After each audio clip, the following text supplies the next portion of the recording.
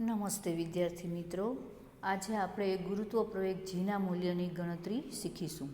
આપણે મુક્ત પતનનો ટોપિક સમજ્યા ત્યારે આપણે સૂત્ર મેળવ્યું હતું કે ગુરુત્વ પ્રવેગ G is equal to capital G into capital M upon R square.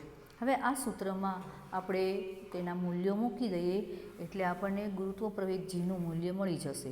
તો ગુરુત્વ પ્રવેગ જીના મૂલ્યની ગણતરી કરવા માટે આપણે સમીકરણ small G is equal to capital G into capital M upon R સ્ક્વેરમાં તેના મૂલ્યો મૂકીશું. સાર્વત્રિક ગુરુત્વાકર્ષી અચળાંક capital G is equal to 6.7 ગુણ્યા 10⁻11 ન્યૂટન મીટર પ્રતિ કિલોગ્રામ સ્ક્વેર. પૃથ્વીનું દ્રવ્યમાન કેપિટલ એમ બરાબર 6 ગુણ્યા 10⁻24 કિલોગ્રામ તથા પૃથ્વીની ત્રિજ્યા આર બરાબર 6.4 ગુણ્યા 10⁻6 મીટર. હવે આ કિંમતો આપણે સૂત્રમાં મૂકીએ એટલે મળશે આપણે 6.7 ગુણ્યા 10⁻11 ન્યૂટન મીટર પ્રતિ કિલોગ્રામ સ્ક્વેર ગુણ્યા 6 ગુણ્યા 10⁻24 કિલોગ્રામ છેદમાં 6.4 ગુણ્યા 10⁻6 મીટર આખા કૌંસનો વર્ગ. આ બધાનું આપણે સાદુરૂપ આપીએ એટલે આપણને જવાબ મળશે 9.8 મીટર પ્રતિ સેકન્ડ સ્ક્વેર. આમ પૃથ્વીના ગુરુત્વ પ્રવેગનું મૂલ્ય જી બરાબર 9.8 મીટર પ્રતિ સેકન્ડ સ્ક્વેર થશે. હવે પૃથ્વીના ગુરુત્વીય બળની અસર હેઠળ પદાર્થોની ગતિ કેવી થાય છે એ આપણે જોઈએ. તો આપણે ક્યારેક વિચાર આવે કે શું બધા પદાર્થો એક સરખા છે? નથી હોતા. કોઈ પોલા હોય તો કોઈ નક્કર હોય, કોઈ નાના હોય તો કોઈ મોટા હોય. તો આવા પદાર્થોને ઊંચાઈ પરથી મુક્ત પતન કરાવવામાં આવે તો શું એ સમાન દરથી નીચે આવે? એ જાણવા માટે આપણે એક પ્રવૃત્તિ કરવાની છે. તો એક કાગળની શીટ લેવાની અને એક પથ્થર લેવાનો. બંનેને એકસાથે કોઈ ઇમારતના પ્રથમ માળેથી નીચે પડતા મૂકો અને પછી અવલોકન કરો કે જમીન પર એકસાથે પહોંચે છે કે નહીં. અવલોકન કરતાં આપણે જાણી શકીએ છીએ કે કાગળ જમીન પર પથ્થર કરતાં થોડો મોડો પહોંચે છે. આવું શા માટે બને છે? કારણ કે કાગળને હવાનું અવરોધક બળ અસર કરે છે, તેની ગતિ અવરોધાય છે, જેથી કરીને એ પથ્થર કરતાં જમીન પર મોડો પહોંચે છે. અને એ વજનમાં હલકો હોવાથી તેને હવાના અવરોધક બળની અસર થાય છે. પથ્થર વજનમાં વધુ હોવાથી એને અવરોધક બળની અસર થતી નથી. પરિણામે તે 9.8 મીટર પ્રતિ સેકન્ડ સ્ક્વેરના વેગથી નીચે પડે છે. તો આટલું તમને સમજાઈ ગયું વિદ્યાર્થી મિત્રો?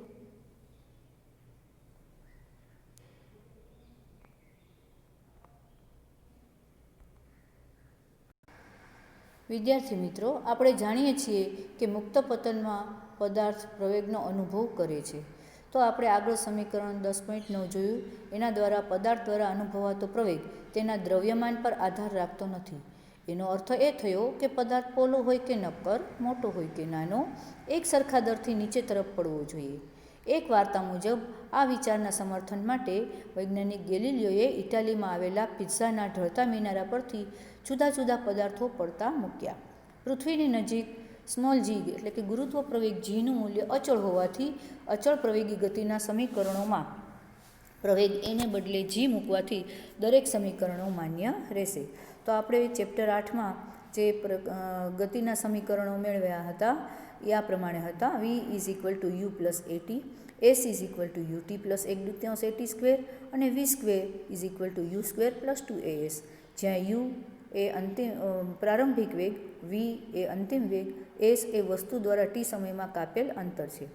તો આ સમીકરણના ઉપયોગ વખતે જો પ્રવેગ એ વેગની દિશામાં એટલે કે ગતિની દિશામાં હોય તો ધન લઈશું અને જો પ્રવેગ એ ગતિની વિરુદ્ધ દિશામાં હોય તો ઋણ લઈશું. તો અહીંયા આપણે કેટલાક ઉદાહરણો આપેલા છે એ જોશું એટલે આપણને એ સમજાઈ જશે. આશા છે તમને આ ભાગ પણ સમજાઈ ગયો હશે. હવે આગળ વધશું.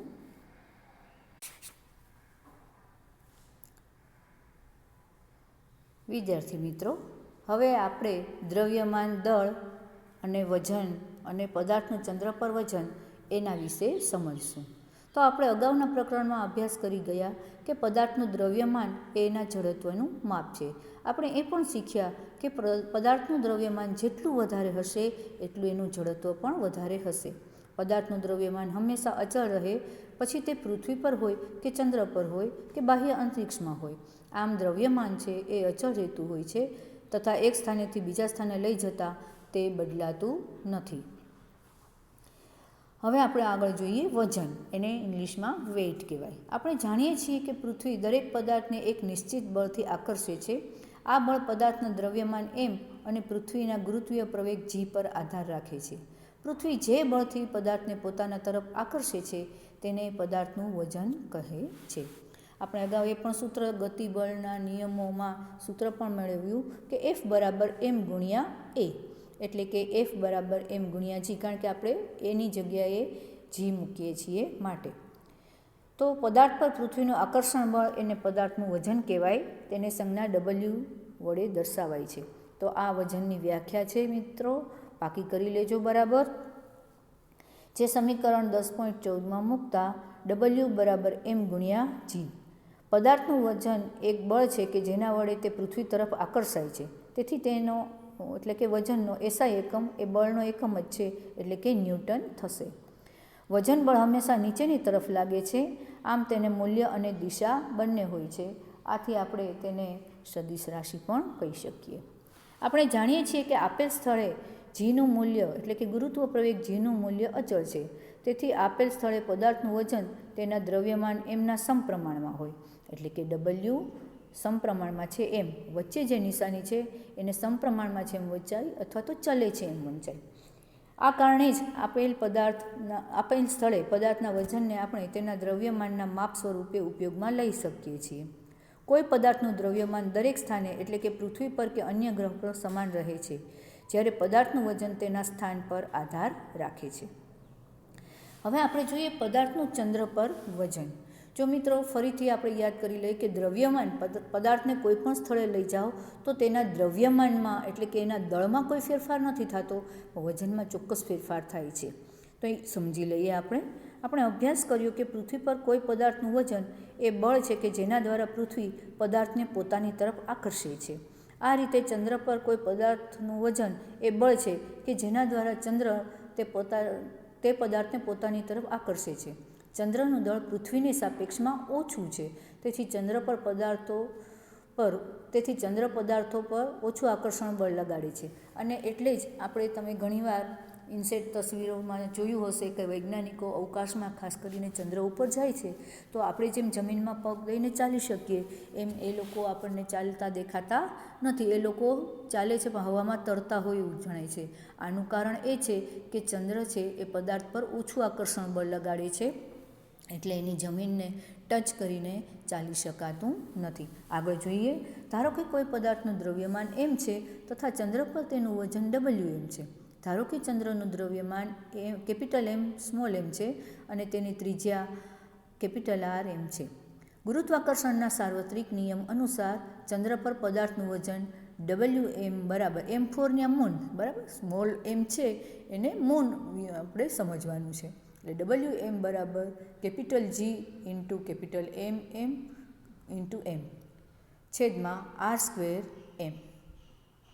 અહીંયા જ્યાં જ્યાં સ્મોલ m છે આરની બાજુમાં, કેપિટલ એમની બાજુમાં, Wની બાજુમાં, એ બધા ચંદ્રના દળ છે. ચંદ્રની વિશે વાત કરીએ એટલે m4 મૂન એ સાઇન સમજાવવા માટે આપણે એમ લખેલું છે. ધારો કે આ જ પદાર્થનું પૃથ્વી પર વજન We છે. હવે અહીંયા E ફોર અર્થ એટલે પૃથ્વી, એટલે આપણે We લીધું છે. પૃથ્વીનું દ્રવ્યમાન m તથા તેની ત્રિજ્યા R છે. હવે સમીકરણ 10.9 અને 10.15 તરફથી We બરાબર G into m upon R², એટલે કે એને આપણે સમીકરણ નંબર 17 આપી દઈએ. હવે નીચે જે કોષ્ટક આપેલું છે એ કોષ્ટક આપણે ધ્યાનમાં લેવાનું છે, પણ પરીક્ષામાં પૂછાઈ શકે એવું નથી, પણ એનો ઉપયોગ છે એ દાખલા ગણવામાં જરૂર આવે, એટલે આપણે એને ઓમિટ કરવું પણ પોસાય એવું નથી. એટલે યાદ રાખવાનું, પાકું કરવાનું, ધ્યાનમાં લેવાનું, પણ પરીક્ષામાં બેઠું કોષ્ટક પૂછાશે નહીં. સમીકરણ 10.16 તથા 10.17માં કોષ્ટક 10.1માંથી મૂલ્યો મૂકતા Wm બરાબર G ઇન્ટુ 7.36 ગુણ્યા 1022 કિલોગ્રામ ગુણ્યા m છેદમાં 1.74 ગુણ્યા 10⁶ મીટર આખા કૌંસનો વર્ગ. હવે સાદું રૂપ આપતા Wm બરાબર 2.431 ગુણ્યા 10⁻10 G ગુણ્યા m, એને આપણે સમીકરણ 10.18 એ કહેશું, અને We બરાબર 1.474 ગુણ્યા 10⁻11 G ઇન્ટુ m, એને સમીકરણ 10.18 બી કહેશું. હવે સમીકરણ 10.18a ને 10.18b વડે ભાગતા એટલે કે WM છેદમાં WE બરાબર 2.431 ગુણ્યા 10 ની 10 ઘાત છેદમાં 1.474 ગુણ્યા 10 ની 11 ઘાત એનું આપણે સાદું રૂપ આપશું એટલે આપણને WM છેદમાં WE બરાબર 0.165 એટલે લગભગ 1/6 મળશે. એને આપણે સમીકરણ 10.19 આપીએ તો આમ પદાર્થનું ચંદ્ર પર વજન છેદમાં પદાર્થનું પૃથ્વી પર વજન 1/6 જેટલું થાય. એનો મતલબ એ કે પદાર્થનું ચંદ્ર પર વજન પૃથ્વી કરતાં 6 ભાગનું છે એમ આપણે કહી શકીએ છીએ. તો કેટલાક ઉદાહરણો તમે જોશો એટલે તમને એ સમજાઈ જશે.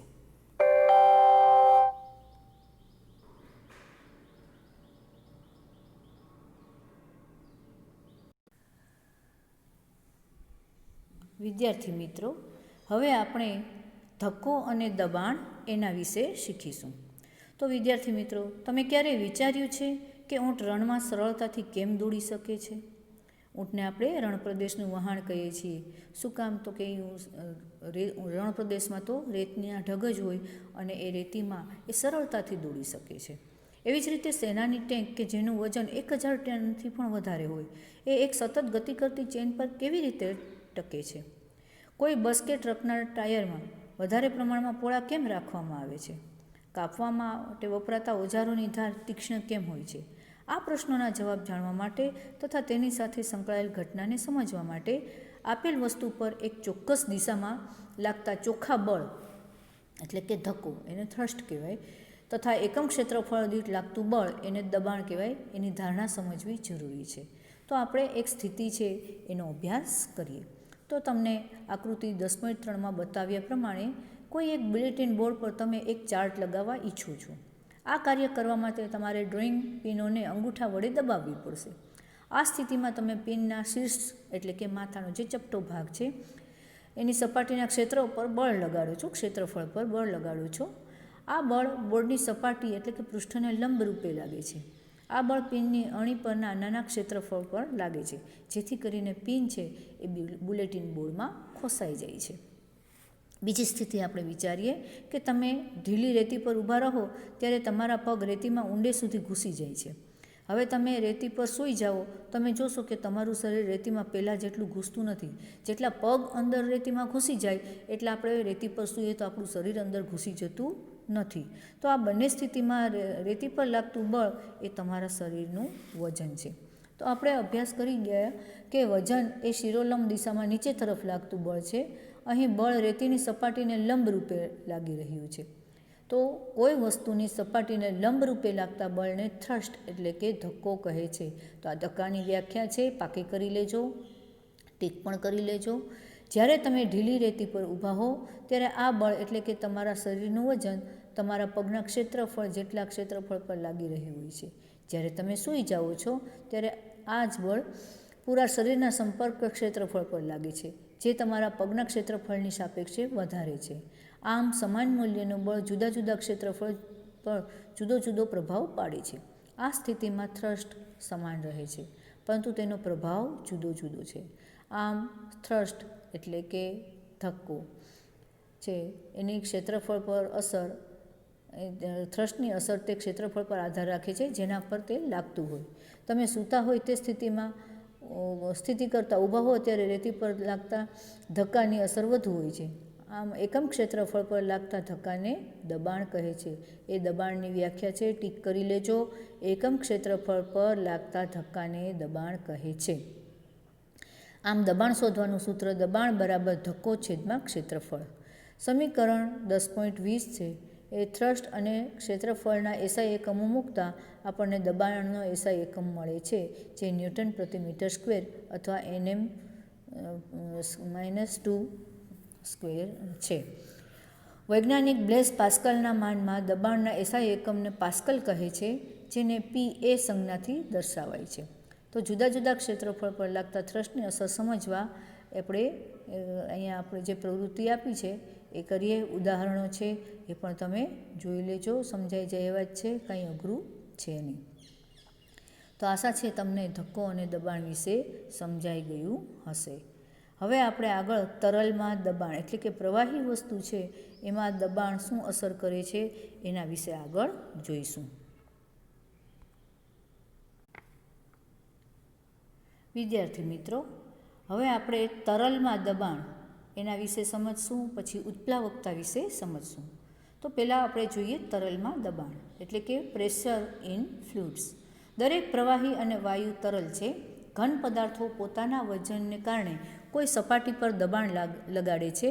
તે જ રીતે તરલોમાં પણ વજન હોય છે તથા તેને જે પાત્રમાં રાખવામાં આવે છે તેના તળિયા પર અને દિવાલો પર દબાણ લગાડે છે. કોઈ મર્યાદિત દ્રવ્યમાનના તરલમાં લાગતું દબાણ બધી જ દિશાઓમાં એક સરખું પ્રસરણ પામે છે. હવે જોઈએ ઉત્પ્લાવકતા. શું તમે ક્યારેય સ્વિમિંગ પુલમાં તરતી વખતે પોતાને કંઈક હલકા હોવાનો અનુભવ કરેલ છે? શું તમે ક્યારેક કૂવામાંથી પાણીની ડોલ ખેંચતી વખતે એવો અનુભવ કર્યો કે જ્યારે પાણી ભરેલ ડોલ કૂવાની પાણીમાંથી બહાર આવે ત્યારે તે વજનદાર લાગતી હોય છે? શું તમે ક્યારેય એવો વિચાર કર્યો કે લોખંડ અને સ્ટીલમાંથી બનેલ જહાજ સમુદ્રના પાણીમાં ડૂબતું નથી, પરંતુ તેટલી જ માત્રામાં લોખંડ તથા સ્ટીલને પતરાના સ્વરૂપમાં લેવામાં આવે તો તે ડૂબી જાય છે? તો આ બધા પ્રશ્નોના જવાબ જાણવા માટે આપણે ઉત્પ્લાવકતા વિશે જાણવું જરૂરી છે અને એ માટે આપણે એક પ્રવૃત્તિ છે એ સમજવાની છે. તો એક પ્લાસ્ટિકની ખાલી બોટલ લેવાની. બોટલના મુખને હવાચુસ્ત ઢાંકણથી બંધ કરી દો. જો બોટલમાં પાણી ભરવાનું નથી, ખાલી બોટલ એકદમ ટાઈટ બંધ કરવાની છે. તેને એક પાણી ભરેલ ડોલમાં મૂકો. તમે જોશો કે બોટલ ડોલ પર તરે છે. હવે એ બોટલને તમે પાણીમાં હાથ વડે ધકેલો. તમે ઉપરની તરફ એક ધક્કો અનુભવશો, બરાબર? તમે ઉપરથી એને નીચે તરફ આમ પ્રેસ કરશો બોટલને પાણીમાં, તો તમને પાણીમાંથી જાણે તમારા હાથ ઉપર ધક્કો આવતો હોય એવું કોઈ અનુભવ થશે. તો તમે વધારે બોટલને અંદર તરફ ધકેલો, તો તમે જેમ એને વધારે અંદર તરફ ધકેલશો તો વધારે ઊંડાઈ લઈ જવામાં મુશ્કેલી અનુભવશો. એ બોટલ છે ઉછળીને બહાર આવવાનો પ્રયત્ન કરતી હશે, જે દર્શાવે છે કે પાણીની બોટલ પર ઉપરની દિશામાં એક બળ લગાડે છે. જેમ જેમ બોટલને પાણીમાં અંદરની તરફ ધકેલવામાં આવે તેમ તેમ તેની પર પાણી દ્વારા લાગતું બળ વધતું જાય છે, જ્યાં સુધી તે પૂરી ડૂબી ન જાય. હવે બોટલને છોડી દો તો તે ઉછળીને સપાટી પર પાછી આવે છે. તો શું પૃથ્વીનું ગુરુત્વાકર્ષણ બળ આ બોટલ પર કાર્યરત છે? જો એમ હોય તો બોટલને છોડી દેતા તે પાણીમાં ડૂબતી કેમ નથી? તમે બોટલને પાણીમાં કેવી રીતે ડૂબાડશો? પૃથ્વીનું ગુરુત્વાકર્ષણ બળ બોટલ પર નીચેની દિશામાં લાગે છે. તેના કારણે બોટલ નીચેની દિશામાં ખેંચાય છે, પરંતુ પાણી બોટલ પર ઉપરની તરફ બળ લગાડે છે. તેથી બોટલ ઉપરની દિશામાં ધકેલાય છે. આપણે અભ્યાસ કરી ચૂક્યા છીએ કે પદાર્થનું વજન પૃથ્વીના ગુરુત્વાકર્ષણ બળ જેટલું હોય. એટલે જ્યારે બોટલને ડૂબાડવામાં આવે ત્યારે બોટલ પાણી દ્વારા લાગતું બળ, ઉપરની તરફનું બળ તેના વજન કરતાં વધુ હોય છે. આથી તેને છોડતા તે ઉપરની તરફ ગતિ કરે છે. આવું ક્યારેક તમે રમતમાં ક્યારેક બાથરૂમમાં નાહશો ને નાહવા બેઠા હશો ત્યારે, કે રમતે ચડી ગયા હશો ત્યારે પણ હશે કે તમે એક ખાલી નાહવાનું જે ડબલું હોય આપણે ડોલની સાથે મગ્યું જેને કહીએ છીએ, તો એ ખાલી મગ્યું છે એ તમે ડોલમાં પાણીની ભરેલી ડોલ છે એમાં ઊંધું મૂકી અને ઉપરથી પ્રેસ કરો, બરાબર? તો તમને તમારા હાથમાં ધક્કો, નીચેથી કોઈ ધક્કો મારતો હોય એવો અનુભવ હશે. અને જેવું તમે અચાનક એ છોડી દેશો તો ડબલું ઉછળી અને ડોલની બહાર પડી જશે. તો આવું આપણને જોવા મળે છે. તો આ જે ક્રિયા બને છે એને આપણે ઉત્પ્લાવકતા કહેવાય છે. બોટલને પૂરેપૂરી ડૂબાડી રાખવા માટે પાણી દ્વારા બોટલ પર ઉપરની તરફ લાગતા બળને સંતુલિત કરવું પડશે, જે નીચેની તરફ એક બાહ્ય બળ લગાડીને મેળવી શકાય. આ બળ ઓછામાં ઓછું ઉપર તરફ લાગતા બળ તથા બોટલના વજનના તફાવત બરાબર હોવું જોઈએ. બોટલ પર પાણી દ્વારા હવે ટીક કરવાનું છે. પાણી દ્વારા ઉપર તરફ લાગતા બળને ઉત્પ્લાવક બળ કહે છે. ત્યાં સુધી પહેલાં ટીક કરી લો, હવે પાછું ટીક કરજો. વાસ્તવમાં કોઈપણ પદાર્થને જ્યારે તરલમાં ડૂબાડવામાં આવે છે ત્યારે તેના પર ઉત્પ્લાવક બળ લાગે છે. ઉત્પ્લાવક બળનું મૂલ્ય તરલની ઘનતા પર આધારિત છે. ત્યાં સુધી ટીક કરી લેજો અને પાકું પણ કરી લેજો. શા માટે પાણીની સપાટી પર રાખવામાં આવતા પદાર્થો તરે છે અથવા ડૂબી જાય છે? હવે એ માટે આપણે એક પ્રવૃત્તિ કરીએ. આ માટે આપણે પાણીથી ભરેલું એક બીકર લેવાનું, એક લોખંડની ખીલી લેવાની અને પછી જોવાનું કે શું થાય છે. તો કે ખીલી ડૂબી જાય છે. ખીલી નાની એવી હોવા છતાં ડૂબી જાય. સવાલ એ થાય કે ખીલી ડૂબી જાય ને જહાજ એવડું મોટું દરિયામાં તરતું રહે, આવું કેમ? તો પાણી ખીલી પર ઉત્પ્લાવક બળ લગાડે છે, જે તેને ઉપરની દિશામાં ધકેલે છે, પરંતુ ખીલી પર નીચેની તરફ લાગતું બળ ખીલી પર પાણી દ્વારા લાગતા ઉત્પ્લાવક બળ કરતાં વધારે છે, એટલે ખીલી ડૂબી જાય છે. હવે તમને સમજાઈ ગયું હશે કે જહાજ પાણીમાં શા માટે તરે છે અને ખીલી શા માટે ડૂબી જાય છે. તો કે ખીલી ઉપર પાણી દ્વારા લાગતું ઉત્પ્લાવક બળ છે એ વધારે છે, બરાબર. નીચેની તરફ લાગતું બળ એ ખીલી પર પાણી દ્વારા લાગતા ઉત્પ્લાવક બળ કરતાં વધારે છે, એટલે નીચેથી એને ગુરુત્વાકર્ષણ બળ છે એ ખેંચે છે, એટલે ખીલી ડૂબી જાય છે. પણ એ જ રીતે જહાજ છે એ ડૂબતું નથી. શું કામ?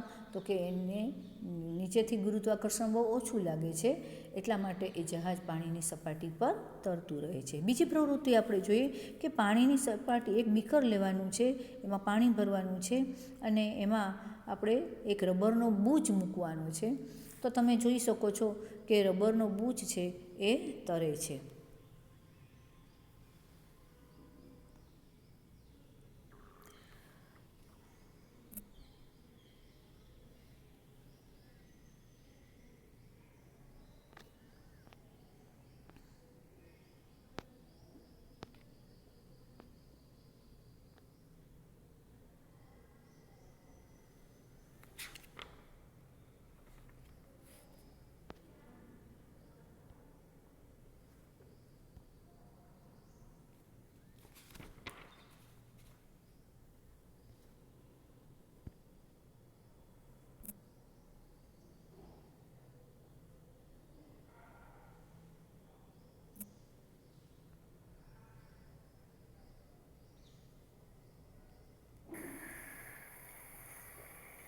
વિદ્યાર્થી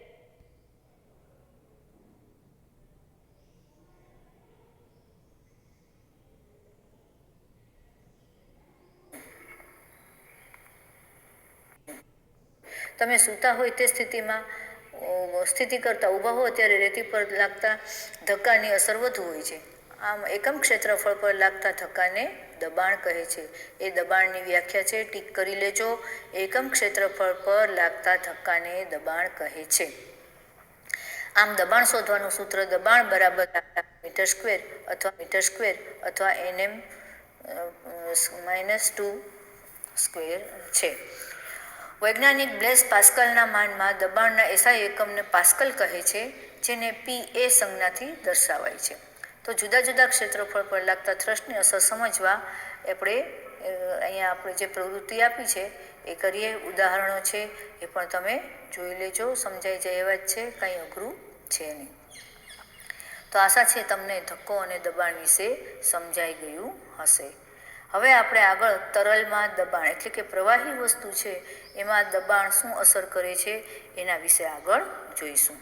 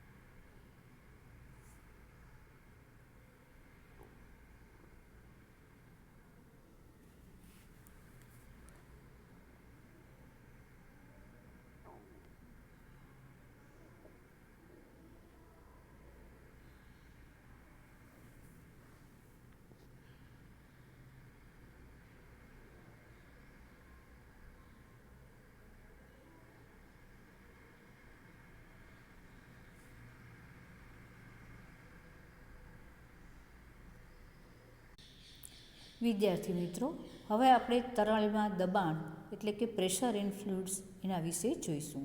દરેક પ્રવાહી અને વાયુ તરલ છે. ઘન પદાર્થો પોતાના વજનને કારણે કોઈ સપાટી પર દબાણ લગાડે છે. એ જ રીતે તરલોમાં પણ વજન હોય છે તથા તેને જે પાત્રમાં રાખવામાં આવે છે તેના તળિયા પર અને દિવાલો પર દબાણ લગાડે છે. કોઈ મર્યાદિત દ્રવ્યમાનના તરલમાં લાગતું દબાણ બધી જ દિશાઓમાં એક સરખું પ્રસરણ પામે છે.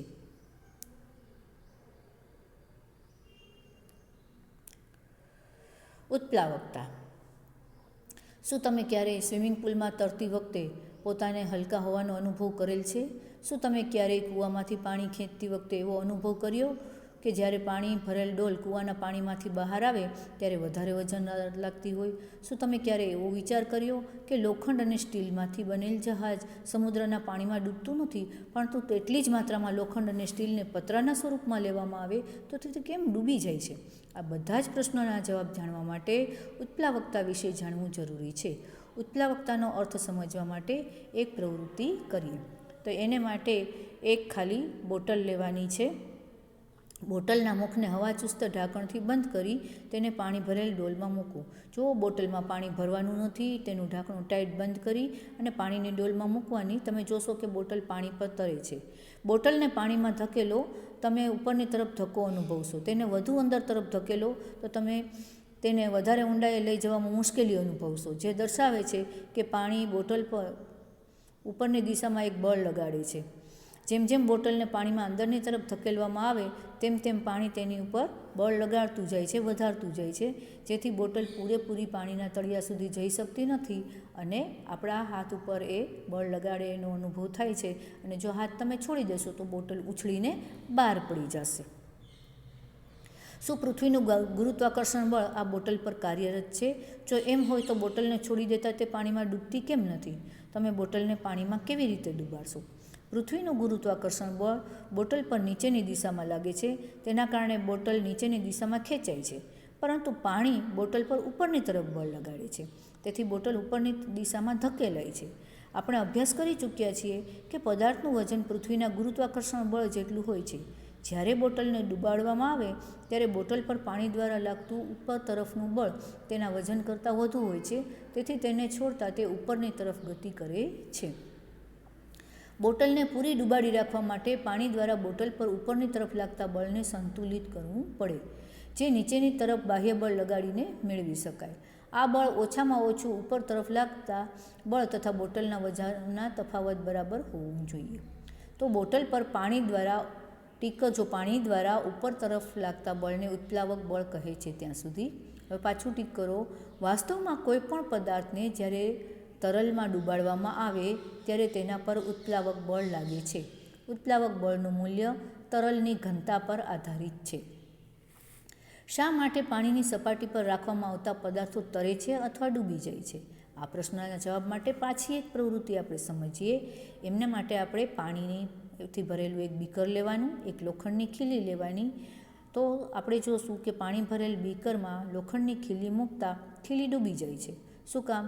ખીલી પર લાગતું પૃથ્વીનું ગુરુત્વાકર્ષણ બળ તેને નીચેની તરફ ખેંચે છે, એટલે પાણી ખીલી પર ઉત્પ્લાવક બળ લગાડે છે, જે ઉપરની દિશામાં ધકેલે, પરંતુ ખીલી છે એના પર નીચેની તરફથી લાગતું બળ ઉપર તરફ લાગતા બળ કરતાં વધારે છે, એટલે એ પાણીના નીચે તળિયા તરફ ખેંચાઈ જાય છે, ડૂબી જાય છે.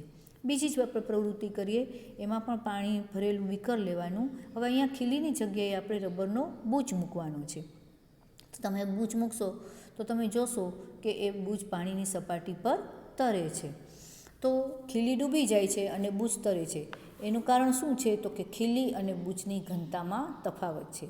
કોઈ પદાર્થની ઘનતા, ટીક કરજો, કોઈ પદાર્થની ઘનતા એટલે કે તેના એકમ કદ દીઠ દળ બૂચની ઘનતા પાણીની ઘનતા કરતાં ઓછી છે. એનો અર્થ એ થયો કે બૂચ પર પાણીનું ઉત્પ્લાવક બળ બૂચના વજન કરતાં ઓછું છે, એટલે તે પાણીની સપાટી પર તરે છે, અને માટે જ હલકા પદાર્થો છે એ પાણીની સપાટી પર તરી શકે છે. લોખંડની ખીલીની ઘનતા પાણીની ઘનતા કરતાં વધારે છે. એનો અર્થ એ થયો કે લોખંડની ખીલી પર પાણીનું ઉત્પ્લાવક બળ ખીલીના વજન કરતાં ઓછું લાગે છે, માટે તે ડૂબી જાય છે. આમ પાછું ટીક કરજો. પ્રવાહીની ઘનતા કરતાં ઓછી ઘનતા ધરાવતા દરેક દ્રવ્યો તે પ્રવાહી પર તરે છે, અને પ્રવાહી કરતાં વધારે ઘનતા ધરાવતા દ્રવ્યો ડૂબી જાય છે. તો આ વાત તમને સમજાઈ ગઈ હશે. હવે આપણે આગળ જોઈએ આર્કિમિડીઝનો સિદ્ધાંત. તો આર્કિમિડીઝ છે એ એક વૈજ્ઞાનિક થઈ ગયા, અને એમણે કેટલાક પ્રયોગોને કારણે આપણને એક સિદ્ધાંત આપ્યો છે. શું છે સમજી લઈએ. સૌથી પહેલાં એની પ્રવૃત્તિ સમજશું. એક પથ્થરનો ટુકડો લેવાનો, તેને એક છેડેથી રબરની દોરી કે સ્પ્રિંગ બેલેન્સ સાથે બાંધો. આકૃતિ 10.6 એમાં દર્શાવ્યા પ્રમાણે બેલેન્સ કે દોરીને પકડી પથ્થરને લટકાવો. પથ્થરના વજનને કારણે રબરની દોરીની લંબાઈમાં થતો વધારો અથવા સ્પ્રિંગ બેલેન્સનું વાંચન નોંધી લો. હવે પથ્થરને એક વાસણમાં રાખેલા પાણીમાં ડૂબાડો. આકૃતિ 10.6bમાં દર્શાવ્યા પ્રમાણે તેને ધીમે ધીમે ડૂબાડો. તો દોરીની લંબાઈમાં અથવા સ્પ્રિંગ બેલેન્સના વજનમાં શું ફેરફાર થાય છે તે નોંધો. તમે જોશો કે પથ્થરને ધીમે ધીમે પાણીમાં નીચેની તરફ લઈ જવામાં આવે તેમ તેમ દોરીની લંબાઈ અથવા બેલેન્સના અવલોકનમાં ઘટાડો થાય છે. જ્યારે પથ્થર પાણીમાં સંપૂર્ણ ડૂબી જાય છે ત્યારબાદ અવલોકનમાં કોઈ ફેરફાર થતો નથી. દોરીની લંબાઈ કે બેલેન્સના માપનમાં થતા ઘટાડા પરથી તમે શું નિષ્કર્ષ તારો? આપણે જાણીએ છીએ કે રબરની દોરીની લંબાઈમાં કે સ્પ્રિંગ બેલેન્સના અવલોકનમાં વધારો પથ્થરના વજનને કારણે થાય છે. પથ્થરને પાણીમાં ડૂબાડતા આ વધારામાં ઘટાડો થાય એનો અર્થ એ થયો કે પથ્થર પર ઉપરની દિશામાં કોઈ બળ લાગે છે, જેના પરિણામ સ્વરૂપે રબરની દોરી પર લાગતા પરિણામી બળમાં ઘટાડો થાય છે. તેથી લંબાઈના વધારામાં ઘટાડો થાય છે, જે આપણે આગળ પણ શીખી ગયા છીએ. પાણી દ્વારા ઉપર તરફ લાગતા આ બળને ઉત્પ્લાવક બળ કહે છે. પાછું ટીક કરી લ્યો. પાણી દ્વારા ઉપર તરફ લાગતા આ બળને ઉત્પ્લાવક બળ કહે છે. હવે કોઈ પદાર્થ પર લાગતા ઉત્પ્લાવક બળનું મૂલ્ય કેટલું છે? શું તે આપેલ એક જ વસ્તુ માટે બધા જ તરલોમાં સમાન હોય છે? શું આપેલ કોઈ તરલમાં બધી જ વસ્તુ સમાન ઉત્પ્લાવક બળ અનુભવે છે? આ પ્રશ્નનો જવાબ આર્કિમિડીઝ નામના વૈજ્ઞાનિકે આપ્યો હતો.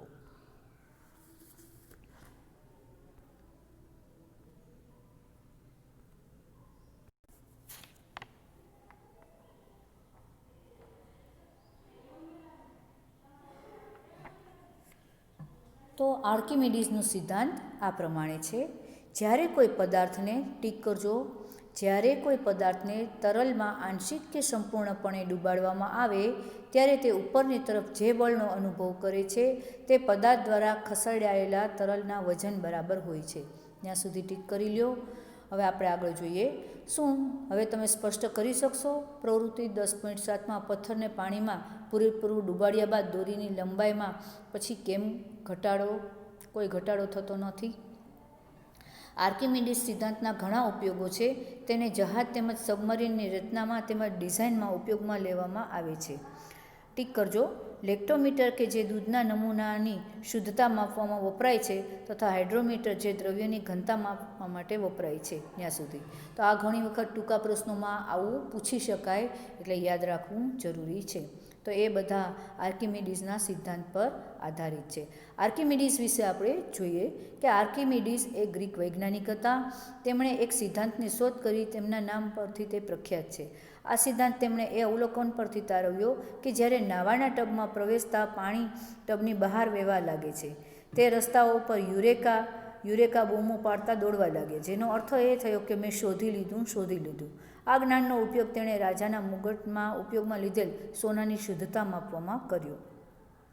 તેમના યંત્રશાસ્ત્ર અને ભૂમિતિમાં કરવામાં આવેલા કાર્યોએ તેમને પ્રસિદ્ધ કરી દીધા. તેમના ઉચ્ચાલન, ગરગડી, પૈડા તેમજ ધરીના જ્ઞાનથી ગ્રીક સેનાને રોમન સેના વિરુદ્ધ લડાઈમાં ખૂબ જ સહાયતા મળી હતી. તો આ આપણે આર્કિમિડીઝ વિશે થોડું જાણ્યું. હવે આપણે જોઈએ સાપેક્ષ ઘનતા. તમે જાણો છો, ટીક કરજો, કે કોઈ પદાર્થની ઘનતા એટલે તેના એકમ કદનું દળ. ત્યાં સુધી ટીક કરી લ્યો. પાછું ટીક કરજો. ઘનતાનો એકમ કિલોગ્રામ પ્રતિ ઘન મીટર છે. ત્યાં સુધી ટીક કરી લો. આપેલ પરિસ્થિતિમાં પદાર્થની ઘનતા અચળ હોય છે. આમ કોઈ પદાર્થની ઘનતા એ તેનો લાક્ષણિક ગુણ છે, જે અલગ અલગ પદાર્થો માટે અલગ અલગ છે. ઉદાહરણ તરીકે સોનાની ઘનતા 19,300 કિલોગ્રામ પ્રતિ ઘન મીટર છે, જ્યારે પાણીની ઘનતા 1000 કિલોગ્રામ પ્રતિ ઘન મીટર છે. આપેલ પદાર્થના કોઈ નમૂનાની ઘનતા તે પદાર્થની શુદ્ધતા ચકાસવા માટે ઉપયોગી થાય છે. ઘણીવાર કોઈ પદાર્થની ઘનતાને પાણીની ઘનતાની સાપેક્ષમાં રજૂ કરવી સુવિધાજનક હોય છે. કોઈ પદાર્થની ટીક કરો. કોઈ પદાર્થની સાપેક્ષ ઘનતા તે પદાર્થની ઘનતા અને પાણીની ઘનતાનો ગુણોત્તર છે. એટલે કે સાપેક્ષ ઘનતા બરાબર કોઈ પદાર્થની ઘનતા છેદમાં પાણીની ઘનતા. સાપેક્ષ ઘનતા સમાન રાશિઓનો ગુણોત્તર હોવાથી તેને એકમ નથી. તો અહીંયા આગળ આપણું ચેપ્ટર છે એ પૂરું થાય છે. આશા છે તમને સમજાઈ ગયું હશે. એક વખત તો એ શાંતિથી વાંચી જજો. કોઈ પણ કાંઈ પણ તકલીફ હોય, ન સમજાયું હોય તો તમે ગ્રુપમાં મેસેજ કરી અને પૂછી શકો છો. Thank you very much. આભાર. Bye by.